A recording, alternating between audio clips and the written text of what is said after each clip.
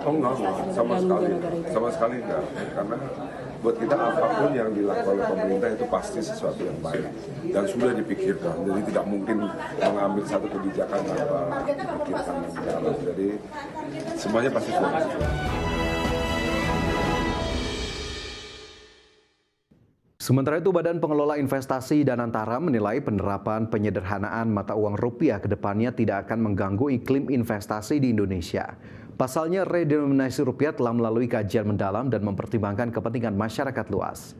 Chief Operating Officer Danantara, Doni Oskaria, menyatakan tidak khawatir terhadap dampak kebijakan Kementerian Keuangan dalam menerapkan redenominasi rupiah. Pasalnya, dirinya meyakini kebijakan yang dilakukan pemerintah akan memberikan manfaat jangka panjang terhadap perekonomian nasional.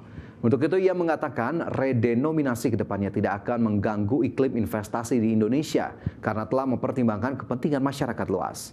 Sebelumnya, pemerintah melalui Kementerian Keuangan tengah mempersiapkan rancangan undang-undang tentang perubahan harga rupiah atau RUU redenominasi yang ditargetkan rampung pada tahun 2027. RUU tersebut telah tercantum dalam Peraturan Menteri Keuangan Nomor 70 Tahun 2025 tentang Rencana Strategis Kementerian Keuangan tahun 2025-2029 yang ditandatangani pada 10 Oktober 2025. Oh enggak, sama sekali enggak. Karena buat kita apapun yang dilakukan oleh pemerintah itu pasti sesuatu yang baik dan sudah dipikirkan. Jadi tidak mungkin mengambil satu kebijakan tanpa dipikirkan lebih dalam. Jadi semuanya pasti sudah dipikirkan. Yes, ini cukup menarik ya Fajar ya, terkait pemerintah yang membahas lagi terkait penyederhanaan mata uang rupiah ya. Tapi ini kan bukan tentang apa ya, penyederhanaan atau mengurangi nol saja dari nilai rupiah, tapi bagaimana nanti dalam transisi tersebut menjaga stabilitas ekonomi kita agar tidak jadi inflasi ya. Karena jika tidak dilakukan secara hati-hati ya akan sangat berdampak ya terhadap inflasi, dan itu yang sangat ditakutkan oleh masyarakat juga mungkin ya. Ya, ini tentunya bukanlah hal baru. Redenominasi sudah dibicarakan bahkan lebih dari 1 dekade terakhir begitu ya. Dan ini kita tunggu bagaimana kemudian nanti RUU dari redenominasi apa saja yang kemudian akan dilakukan dan bagaimana kemudian mitigasi risiko-risiko yang ada, apalagi terkait dengan nilai tukar rupiah sendiri begitu ya. Jika memang ada penyederhanaan dari mata uang rupiah, bagaimana kemudian antisipasi yang bisa dilakukan agar kemudian tidak ada risiko yang ternyata jauh lebih besar daripada manfaat yang ingin didapat dari redenominasi sendiri. Baik, kita bergeser ke informasi lainnya. Pemirsa, Otoritas Jasa Keuangan mencatat ada 103.261 pengajuan kredit pemilikan rumah dengan skema fasilitas likuiditas pembiayaan perumahan. Ya, dari jumlah itu sebanyak 42,9% pengajuan gagal disetujui karena masalah administrasi. Otoritas Jasa Keuangan mencatat ada 103.261 pengajuan kredit kepemilikan rumah dengan skema fasilitas likuiditas pembiayaan perumahan. Dari jumlah tersebut, sebanyak 42,9% pengajuan gagal disetujui karena masalah administrasi. Ketua Dewan Komisioner OJK Mahendra Siregar menyebut OJK telah melakukan klarifikasi dan verifikasi data bersama BP Tapera dan sejumlah bank penyalur untuk memastikan penyebab utama banyaknya pengajuan yang tidak lolos. Selain karena dokumen yang tak lengkap, sebagian pemohon juga tidak memenuhi kriteria penerima FLPP. Mahendra menuturkan hanya sebagian kecil yang ditolak karena catatan di sistem layanan informasi keuangan terutama debitur dengan saldo kurang dari Rp1 juta yang dinilai macet. Yang dari klarifikasi oleh BP Tapera juga dari beberapa bank lainnya bahwa 42,9% dari yang tidak disetujui yang merupakan jumlah terbesar dari kelompok ini terjadi diakibatkan karena ketidaklengkapan dalam proses pengajuan untuk FLPP itu.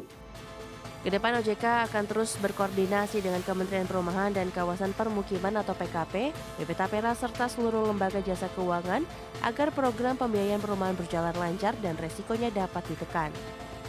Tim Liputan, IDX Channel.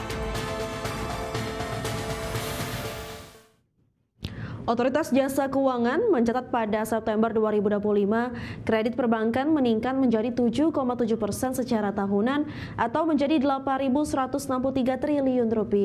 Berdasarkan jenis penggunaan, kredit investasi tumbuh tertinggi yaitu sebesar 15,18%. Otoritas Jasa Keuangan mencatat pada September 2025, kredit perbankan mulai meningkat yakni sebesar 7,7% secara tahunan atau menjadi 8.163 triliun rupiah.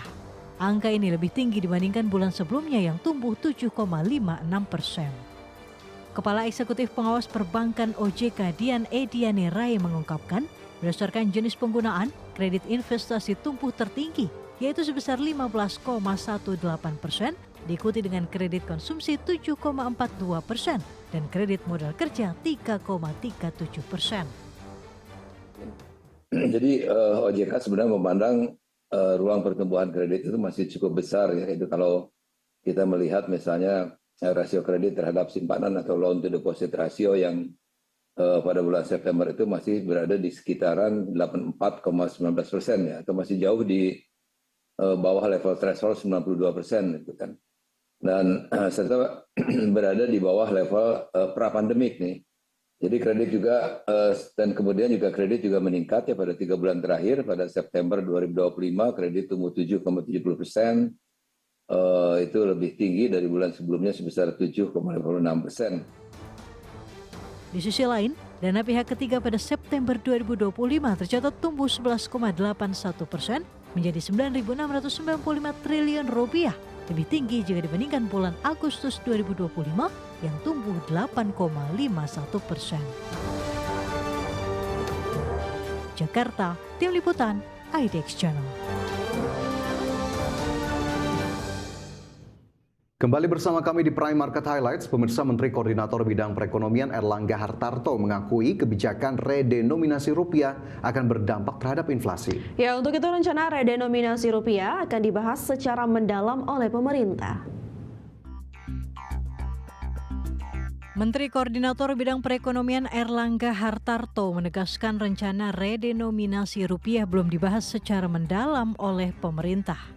Meski demikian, Erlangga mengakui kebijakan tersebut pasti akan memiliki dampak terhadap inflasi. Meski demikian, Erlangga belum memastikan arah dampak tersebut. Apakah akan menimbulkan kenaikan inflasi atau tidak? Ya, kita belum bahas, tapi tentu nantilah kita belum bahas. Tapi nanti dampaknya ke inflasi gimana Pak? Akan naik? Pasti akan berdampak. Sebelumnya, Kementerian Keuangan melalui Peraturan Menteri Keuangan Nomor 70 Tahun 2025 telah memasukkan rancangan Undang-Undang Redenominasi Rupiah ke dalam Program Legislasi Nasional Jangka Menengah 2025-2029. RUU tersebut merupakan inisiatif pemerintah atas usulan Bank Indonesia dan ditargetkan rampung paling lambat pada 2027 mendatang. Jakarta, Tim Liputan, IDX Channel.